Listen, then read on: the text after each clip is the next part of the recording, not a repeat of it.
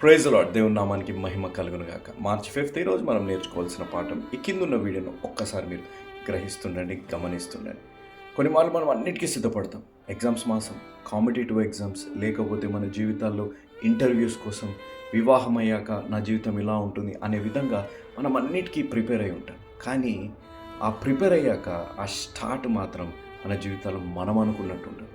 Exam హాల్లో answer గుర్తుకు రావడం, ఇంటర్వ్యూలో టెన్షన్ పడడం, లేకపోతే వీసాస్ దగ్గర టెన్షన్ పడడం, పెళ్ళయ్యాక నా జీవితం ఇలా ఉంది అనే విధంగా ఆలోచించడం, ఇలాంటివన్నీ ఆలోచనలు మన జీవితాల్లో దొరుకుతాయి. కానీ వీడియోలో చూడండి, అందరు ముందుకు వెళ్ళిపోయారు. ఆ బిడ్డ టెన్షన్ పడలేదు, దేవుడిపై ఆధారపడ్డాడు. నీ నా జీవితాల్లో గుర్తుపెట్టుకోండి, మనం వెనకబడ్డ మన వారు ముందుకు వెళ్ళిపోయినా నువ్వు దేవుడిపై ఆధారపడితే నీ ముందు ఉన్నవారు నీ వెనకకు వచ్చి నువ్వు ముందుకు వెళ్ళేటట్టు చేయగలిగిన దేవుడు ఉన్నారు అనేది గ్రహించండి.